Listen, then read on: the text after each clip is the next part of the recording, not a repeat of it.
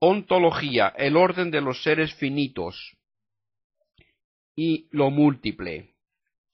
Si la realidad que se da en mi experiencia se me revelase únicamente como real y como ser, la ontología acabaría aquí. El ser se manifestaría como perfectamente distinto o determinado, indiviso, inteligible y amable, y a propósito de él no cabría plantearse ya ninguna otra cuestión. Este ser se impondría de suyo, porque no siendo opuesto a nada, no estaría condicionado por nada. Mas la realidad, tal como se me manifiesta, no es tan simple. Cada uno de los atributos del ser plantea al metafísico un problema, puesto que la experiencia suscita, a propósito de cada uno de ellos, nuevas antinomias. Observo un objeto cualquiera, este gato, por ejemplo, en cuanto que es, no se opone sino a la nada, es pues perfectamente distinto o perfectamente determinado, y, no obstante, se opone también a otras cosas, se opone a esta mesa, a mí mismo, a los otros gatos, en una palabra, a todas las realidades que lo rodean. Luego no es perfectamente, absolutamente distinto, ya que es determinable, cambia, comunica con el otro, respirando, comiendo, percibiendo. En cuanto ser, este gato es perfectamente uno o indiviso, y no obstante está compuesto de partes, es descomponible y en cierta manera múltiple. Es semejante a cualquier otro ser, mas en cuanto que es tal ser, se opone a todos los otros seres.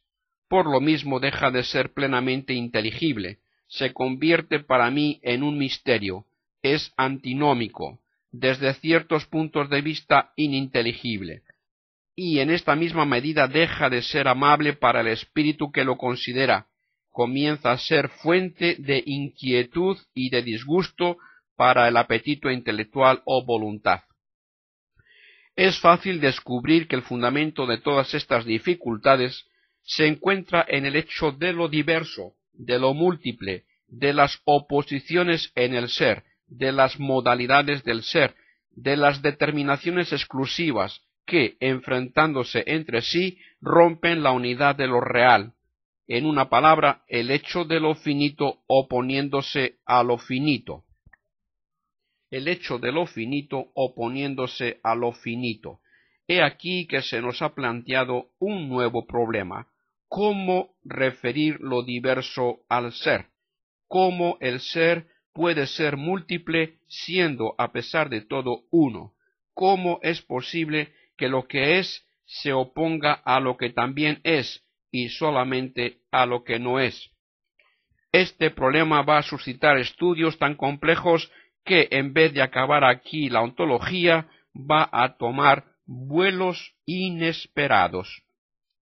Lo múltiple. Lo múltiple ha sido desde los comienzos de la reflexión filosófica el escándalo de los metafísicos. La antinomia de la unidad y multiplicidad se nos manifiesta en cualquier objeto, opuesto a otros objetos y no idéntico al resto, como totalmente ser, este objeto no se opone a nada, totalmente tal se opone a todo lo demás. ¿Cómo es posible esto?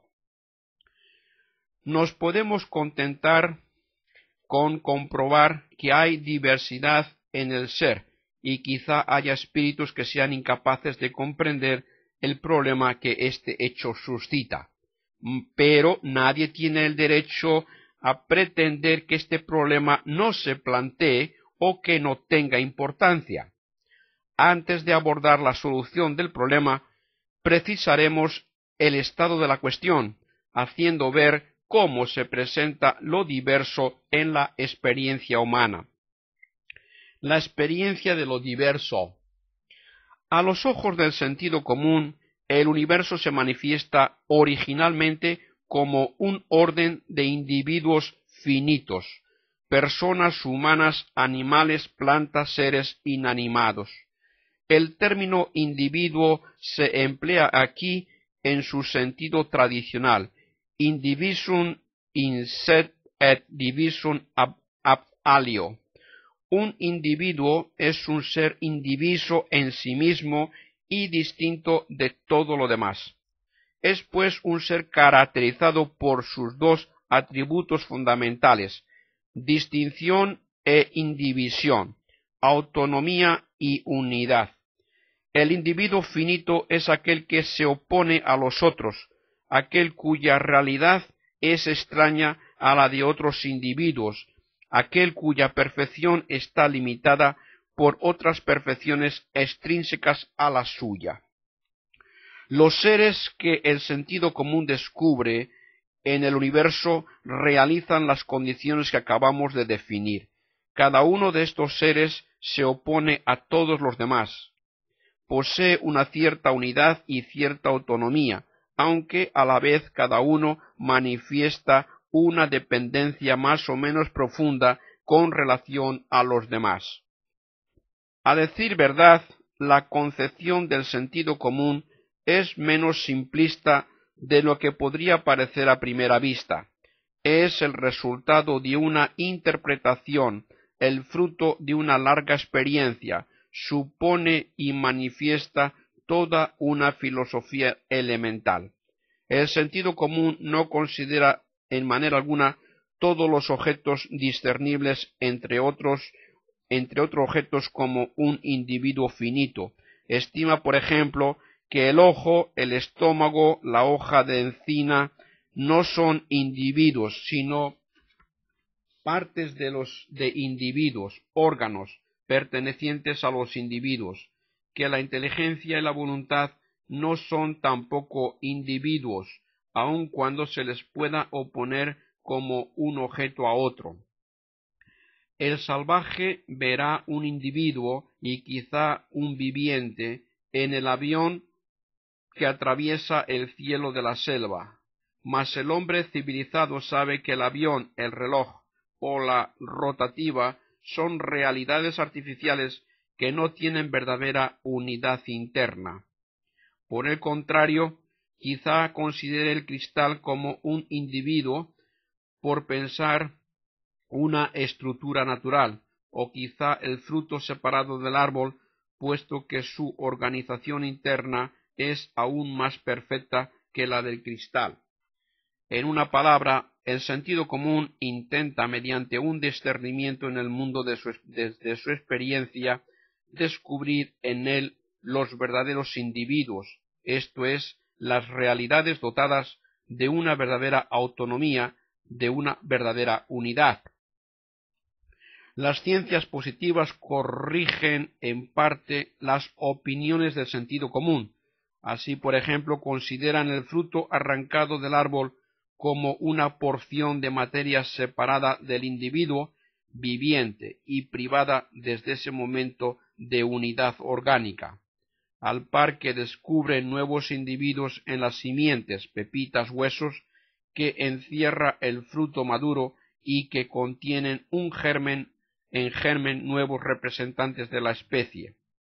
La ciencia parece confirmar el juicio del sentido común en lo que concierne al hombre, al animal y a la planta, reconociendo en ellos auténticos individuos biológicos. Deberíamos aún examinar en qué medida la noción biológica de individuo coincide con la del sentido común, que no es diferente de la noción filosófica tradicional. La ciencia aún no se ha pronunciado sobre el caso de los cristales, como tampoco sobre la de la molécula o el átomo, por no poder afirmar con certeza dónde se sitúa el individuo en el mundo material inorgánico. Debe buscarse al individuo en el mundo de lo infinitamente pequeño, o quizá hay que ver en el cosmos entero un gigantesco individuo. ¿Cuál debe ser la actitud del metafísico ante este estado de cosas? Debe tener en cuenta las opiniones del sentido común y las afirmaciones de las ciencias positivas, debe construir sobre estos datos debe ocupar un lugar en la asamblea de los filósofos el sentido común? Entendámonos, no se puede tolerar que dicte leyes,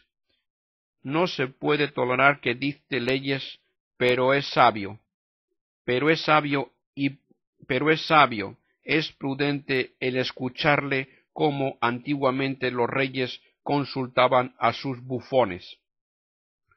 Los juicios del sentido común, y más aún las opiniones de los científicos, despiertan la atención de los filósofos sobre ciertas dificultades que podrían olvidar. Gracias a las sugerencias del sentido común y de las ciencias, el metafísico descubre más fácilmente la complejidad del problema de lo diverso y puede evitar las soluciones prematuras. A su vez, reaccionando, la metafísica elabora la crítica de estas sugerencias y plantea exigencias mucho más radicales que las del científico. Primeramente se dedica a precisar el contenido de la experiencia de lo diverso y a discernir en ella los elementos que resisten a la crítica. La experiencia del yo se le manifiesta inmediatamente como una experiencia privilegiada, porque la conciencia que yo tengo de mí mismo y de mis actos me descubre de una manera inmediata y evidente mi unidad y autonomía. En una palabra, mi individualidad. Examinemos en detalle esta doble característica.